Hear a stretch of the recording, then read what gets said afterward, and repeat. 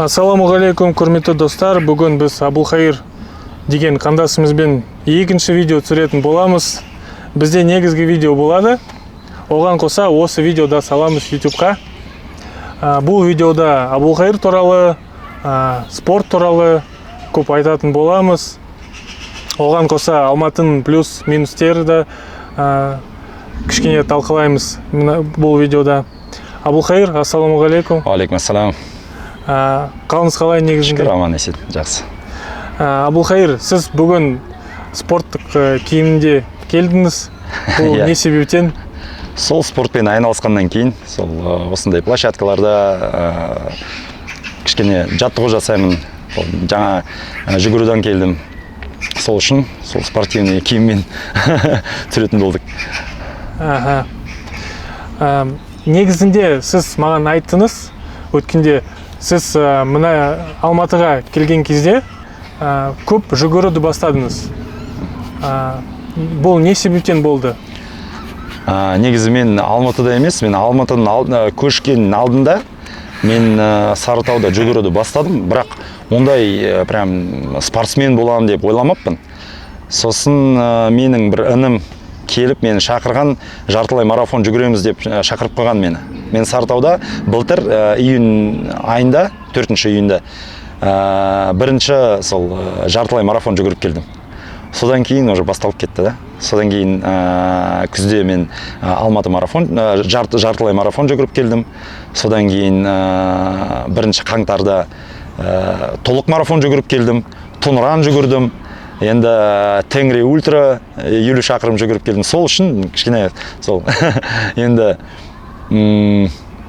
сол енді осы спорт менікі болып қалды, ұнап қалды маған. Жүгіру сізге немен ұнайды? Жүгіру ол жүгіргенде көп ойлайсың, жүгіресің, адамдарды көресің. Солда сондай көп ойлайтын спорт екен. Басқа спорттарда мен ММА-мен айналысқам, бокспен кішкене айналысқам. Сол бокспен айналысқанда көп ойламайсың да, тек қана сол. Көп ойлап қалсаң, удар өтуге мүмкін да. Амында жүгіресің, ешкім саған кедергі жасамайды, өзің жүгіргенде ойлайсың көп, сондай да. Медитация сияқты. Я медитацияға ұқсайды. Алматы туралы не айта аласыз? Алматы первая любовь дейді. Алматы өте қатты ұнады. Алматыда ең бірінші сол көзге түсетін ол тау табиғат өте жақсы, керемет. Сол ғашық болып кеттім ғой сол табиғатқа. Қала өзі де жақсы, сондай да өзінің сондай вайб дейді ғой, сондай вайбы бар. Кафелері де, біздің Сарытауда қарасаңыз, кафе тек қана орталықта бар ғой, шетте, қаланың шеттерінде уже таппайсың да сондай кафе, ресторандарын. Алматыда барлық жерде тамақтың иісі сол көзіне түсетін да ең бірінші. Сосын адамдар, әртүрлі адамдар бар. Әртүрлі сол көп әртүрлі ұлттары бар. Сосын сол көп айырмашылығы жоқ ешқандай. Қала жақсы. Саратовқа қарағанда жылырақ, е? Мына жерде. Иә. Біздің Сарытау басқа Ресейдің қалаларында қарағанда Сарытау кішкене суық адамдар. Иә. Алматыдағы орналасқан ең сүйікті жеріңіз қандай? Алматыдағы сол баяғы тау ғой. Тау, сосын Горельник сайы, сосын Шымбұлақ. Сол жерлерге көп бардым мен. Жүгірдім сол жақта. Сосын Медеу, Лестница здоровья бар. Сол маған қатты ұнайды. Сосын Алматинка деген өзен. Сол күніде сол Алматинкеде жүгірем ғой мен. Сол үшін маған Алматинка ұнайды. Сосын президенттің саябағы. Сол жерде де көп жүгірем мен. Сол Сайран көл. Ұнайтын жерлері осы. Сіз Қазақстанға көшіп келген кезде алдымен Астанада тұрдыңыз. Сосын қазір сіз Алматыда тұрасыз. Енді сізге сұрақ қойғым келеді. Сіз үшін қай қала ыңғайлырақ, Астана немесе Алматы? Алматыда, Астанадан 5 жыл бұрын тұрдым ғой. Кішкене уже ұмытып қалып отырмын.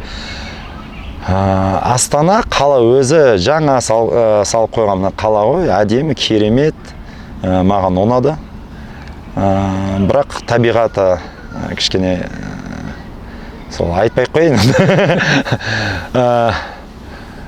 Ол табиғат жағынан кішкене кедейді. Иә. Сол Астана қала өзі керемет. Бәрі ыңғайлы жасағанда, үйлері жылы, сондай саябақтары көп.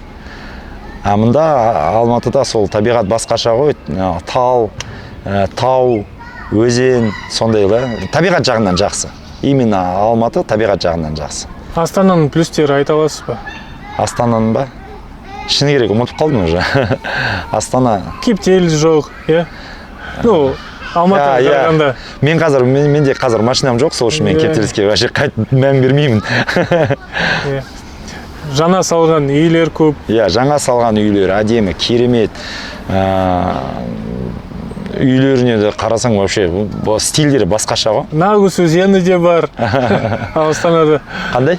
Нагус өзені де бар. Нагус өзен бар. Мына жерде Есентай, Алматинка, кішкентай өзендері ғой. Кішкентай, сол таулы сол өзендері ғой. Анда Есіл біздің Еділге ұқсайды ғой, даже аты Есіл мен Еділ. Сол аттары да ұқсайды бір-біріне. Атак біздің Еділімізге не жетсін?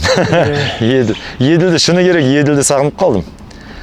Еділді қарасаң, ол действительно нағыз өзен ғой. Сіздің әйеліңіз, балаларыңыз Алматыда өздерін қалай сезініп тұр? Жақсы, балалар тез үйреніп қалды.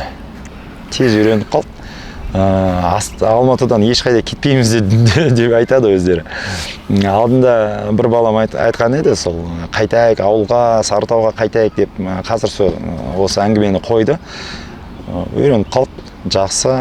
Қазір еще мектепте уже үйреніп қалған. Жақсы.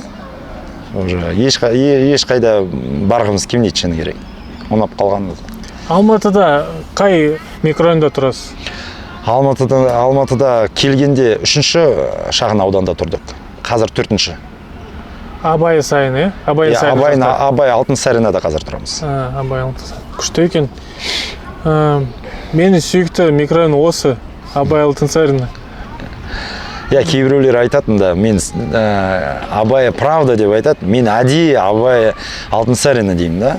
Намыстанам, шыны керек. Ол қазір кейбір көшелерін айтады, анау Ленина, мынау тағы бірдеңе, мен айтам, жоқ, болмайды.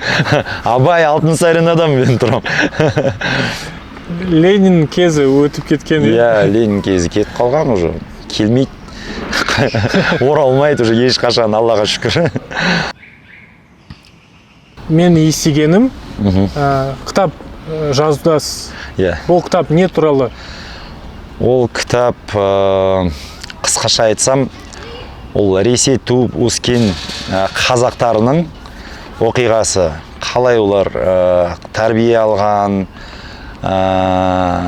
қалай армияға қатысқан, армияда қандай положениеде болған, сол туралы. Өзім басымнан өткен жағдайны сол кітапта жазып отырмын да. Біз қатты пропагандадан өттік қой біз. Мұнда да Қазақстанда сол сезіліп тұр да. Қазақстанда, қазақтарда сол сезіліп тұр да, сондай пропаганда бар. Ресейдің пропагандасы. Біз вообще Ресейде туып өскеннен кейін үлкен пропагандадан өттік. Армияда, сол әскерде жүрдік. Сол туралы мен кітап жазып отырмын. Бұл кітап қашан шығады? Қашан шығады білмеймін қазір, шыны керек. Қашан көреміз оны? Құдай қаласа сол бітіру керек. Қазір жартына да жетпедім әлі. Оған қоса сіз сценарийді жазасыз. бір жақсы сценарий жазып алдым. Жақсы де өзім емес айтқаным, ол бір специалистке көрсеттім. Ол айтты өте жақсы сценарий. Ол спорт туралы, тағы бір Сарытаудың бір спортшысының бір оқиғасы да, қалай спортпен айналысқан, сол қалай Қазақстанға келіп, Қазақстан атынан шықты деген сондай да сценарий. Вообще негізі менің жоспарым Қазақстан мен Ресейдің қазақтарын байланысу, біріктіру. Байланыс орнату. Иә, ол қазір байқаған шығарсың, қазір Ресейдің қазақтары 30 жылдың ішінде қатты алыстап кеттік біз Қазақстаннан. Қатты. Ол тек қана тілде емес. Ол көп нәрселер сондайда алыстап кетіп жатырмыз. Қазақстан мен Ресейдің қазақтары көп айырмашылығы бар қазір. Уже даже сөздің ішінде де бар сондай да, естіліп тұр.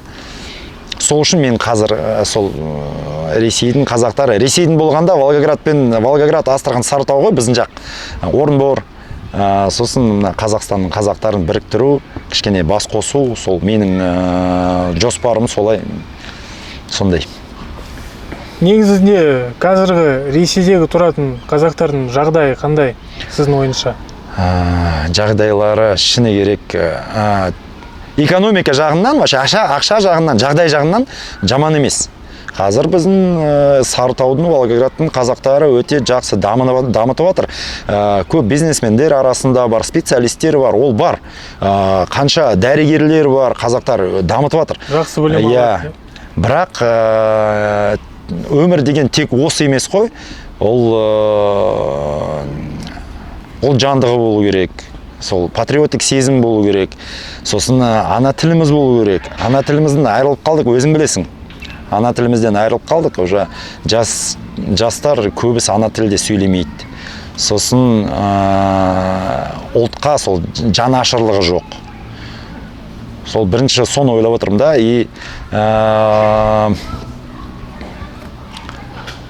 қазіргі жағдайлары ұлт жағынан нашарлау мен ойлаймын. Тағы бір 20 жыл өткелі Ресейдің қазақтары уже қазақ тек қана түрінен көрінеді да, ол қазақ екен. Тіл жағынан, сосын мінез жағынан қазақтық уже кетіп жатыр да. Жоқ болып кетті, шыны керек. Жастар көбісі ана тілде сөйлемейді да, сөйлегісі келмейді. Үлкен кісілер кетіп жатыр, ана дүниеге кетіп жатыр. Үлкен кісілер қазақша сөйлейтін тек қана үлкен кісілер ғой, 60-тан ары қарай үлкендер. Олар жақсы сөйлейді, әдебиет тілде сөйлейді ғой олар, әдемі сөйлейді. Менің мамам екі тілде жақсы сөйлейді, орысша да, қазақша да, әдебиет тілде сөйлейді. Біз уже бірақ олардың кейбіреулері қазақ тілін сөздері де білмейді. Кейбір сөздерді білмейді олар. Мысалға, жаңа пайда болғанда, сөздері білмейді олар. Мысалға, азаматтық, басқа да көп сөздер білмейді. Соның орнына орыс сөздерін қосады ғой бізде. Бұл себебі Ресейде ешбір мектеп жоқ. Ешқашан болмады. Біздің жақта ешқашан болмады. Біздің жақта ешқашан болмады. Бірақ Алтай республика немесе Алтай қырайында білмеймін. Нақты білмеймін. Сол жерде болды бір мектеп. Алтай аймағында. Оны да жабылды. Ол да жабылды. Сол себептен жаңағы қазір уақытта тұратын жастар олар қай жерден үйреніп алады қазақ тілін? Ол біріншіден ол қайдан үйрену, ол екінші.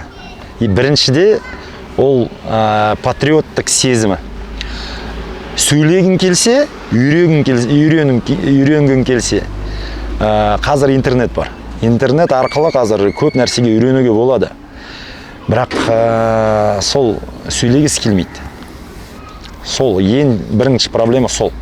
Негізінде сіз Алматыда қазақ тілінде көп сөйлейсіз ба? Сол Қазақстанға келіп, вообще Қазақстанға емес, именно Алматыға келгенде соған таңғалып қалдым, көбісі орысша сөйлейді екен.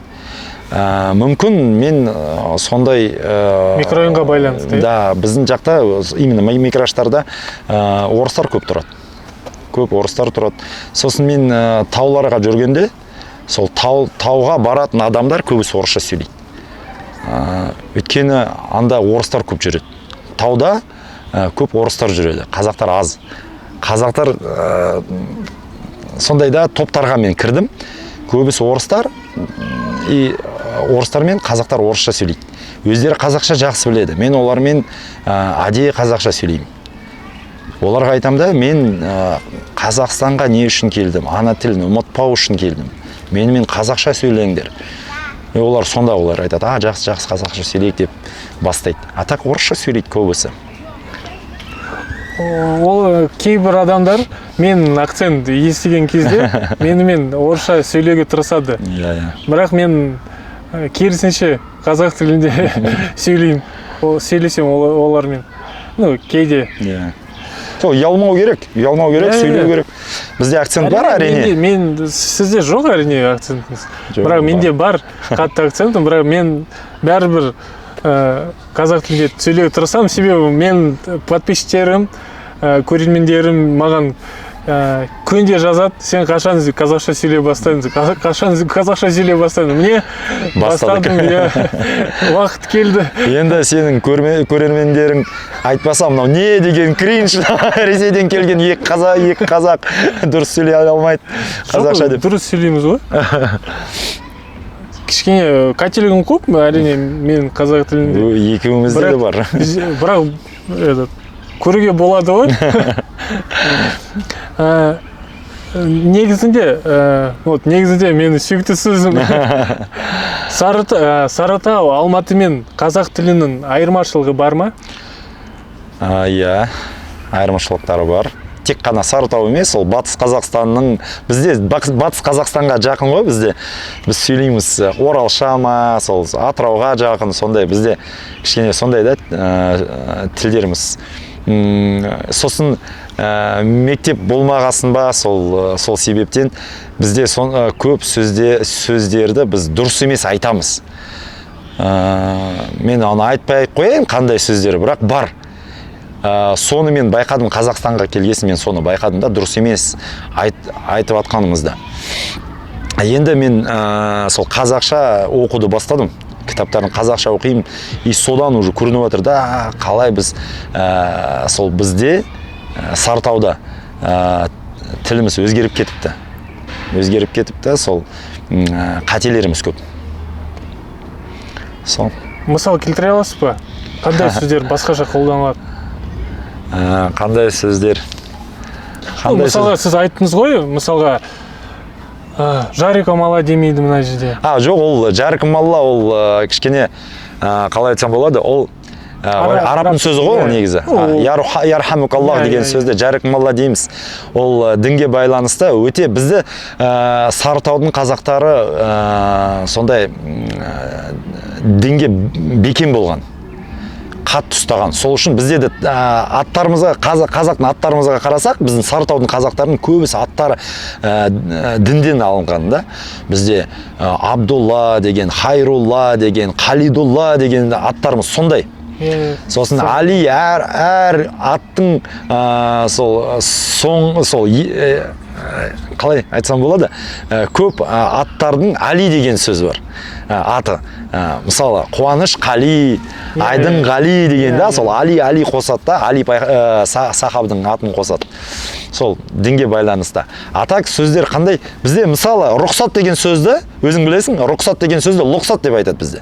Лұқсат па? Иә, лұқсат деп айтады. Мен соны байқадым да. Сосын қандай? Мысалға, келатыр сөзі. Келатыр деп айтады да. Сосын анияқ, мінияқ деп айтады да. Сондай. Төні. Төні деген сөз бізде бар. Әні деген сөзді төні дейміз бізде. Төні дейді бізде. Әні деген сөзді бізде төні дейді.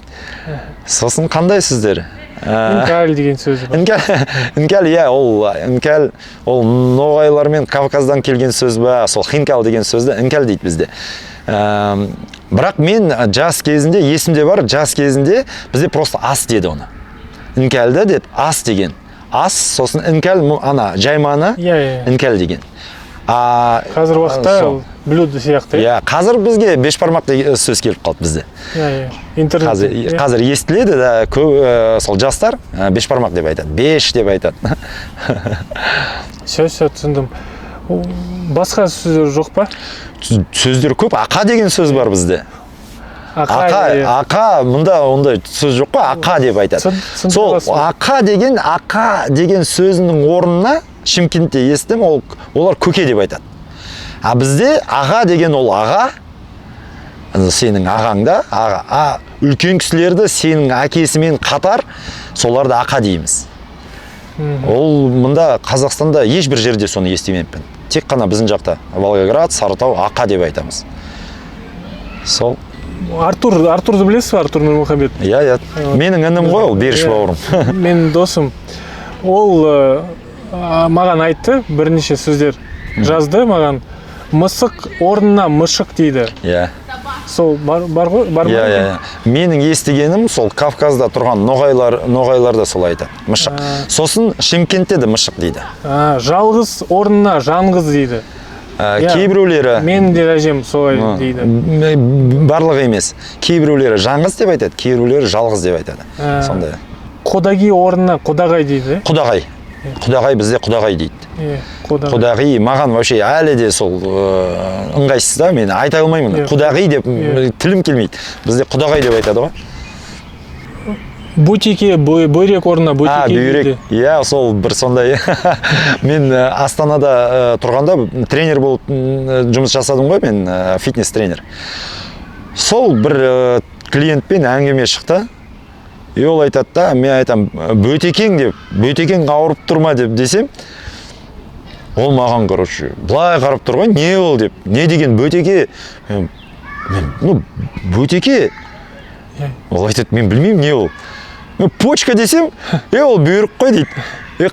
Мен соны бірінші рет естіп қалдым, бүйрік па, қалай, мен даже тілім келмей соны айтам. Біз солай үйреніп қалдық, бөтеке дейміз. Бір кезінде мен әжемнен бір сөз сұрадым. Помидор қазақшасы қалай деймін, десем, ол тие көтен дейді маған. Білмеймін, не себептен. Білмеймін. Оны білмеймін.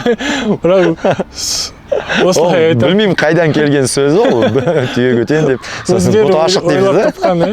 Бұты ашық дейді. Картопты. Қалай? Картопты бұты ашық дейді.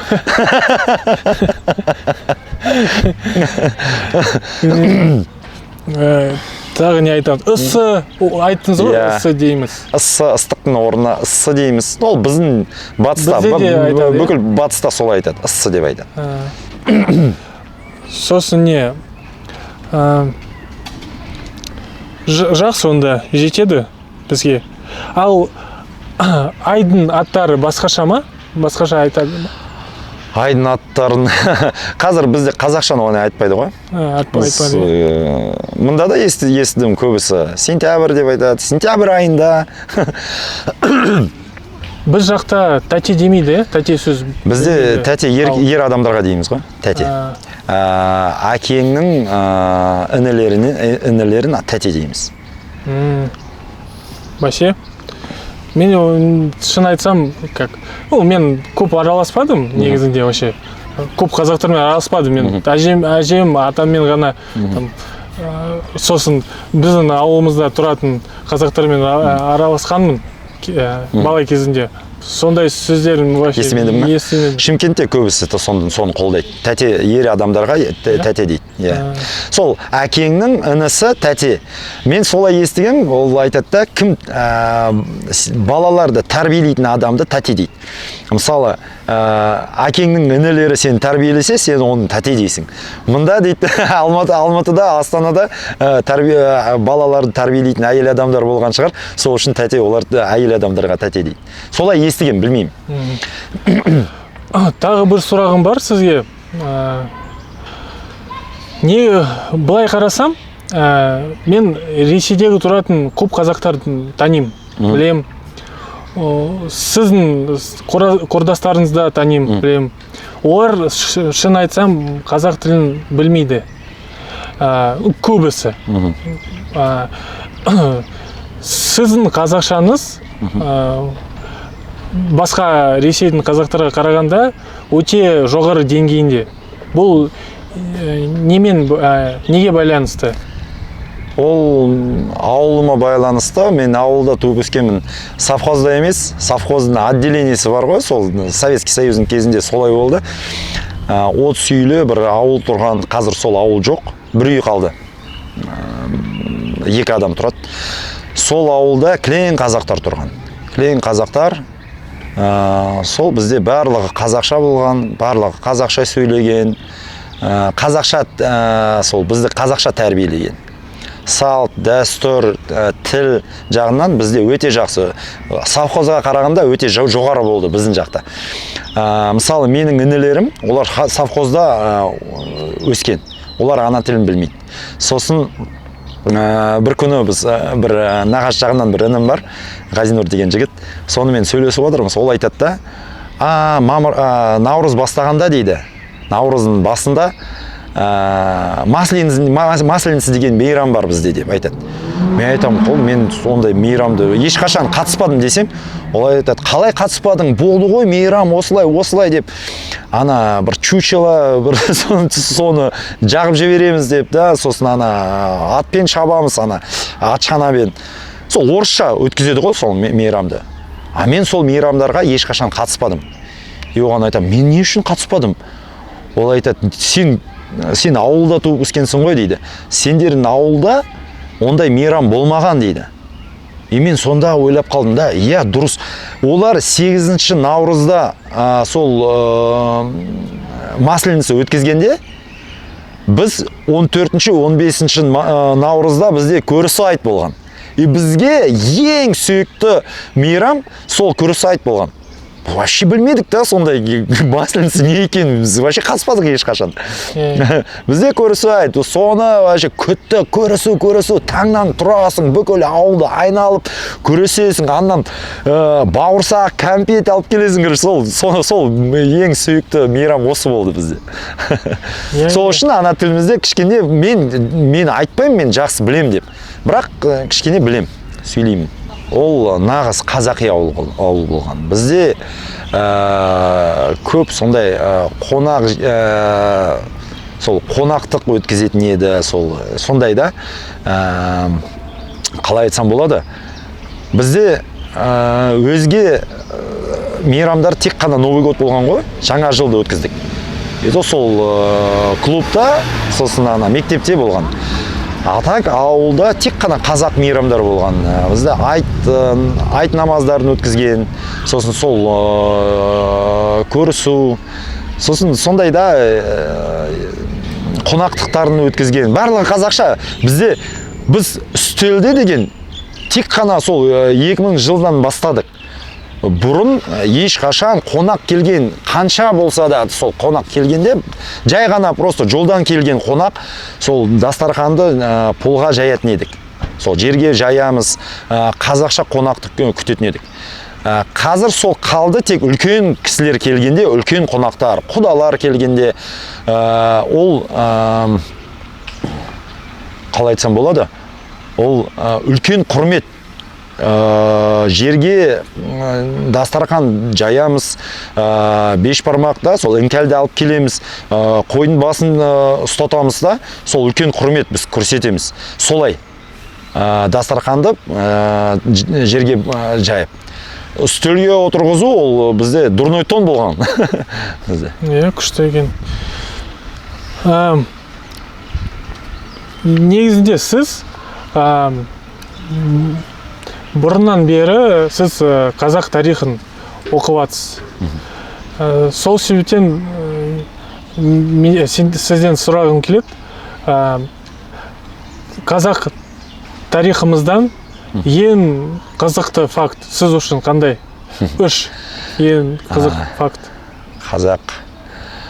Сол қазақ тарихы ол менің хоббиім ғой. Хобби. Қазір интернет бар. бұрын интернет болмады. Сол интернет болмағасын, сол кітаптарын іздейсің, сол кітапханаларда кітаптар жоқ. Барлығы орысша, орыс туралы, қазақ туралы жоқ. Сол үшін қазір интернет арқылы көп сондай тарихты оқимыз ғой. Қандай факт ең қызықты дейсің бе? Сіз үшін қызықты факттар.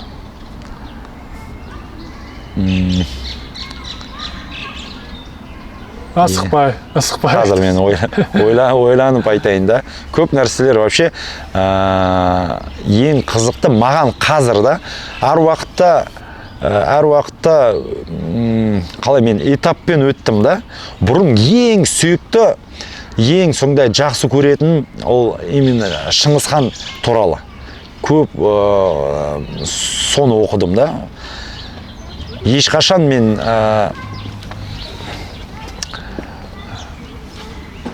мен сол Шыңғысханды моңғол деп даже айта алмаймын да. Ол Шыңғысхан қазақ деп да, мен солай ойлаймын. Менің тарихты зерттегеннен кейін соны түсіндім да. Қазір маған ең жақын сол Алаш Орда туралы. Алаш Орданың зиялары маған ең қызықты қазір. Алдында 6 серия Міржақып Дулатұлы туралы киноны көрдім. Қатты ұнады. Маған сондай, олар туралы мен ешқашан оқымаппын да. Алаш Орданың зиялары туралы оқымаппын. Енді сол киноны көріп, енді оқығым келеді.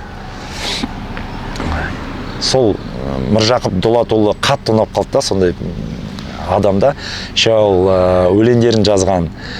Маған ең үлкен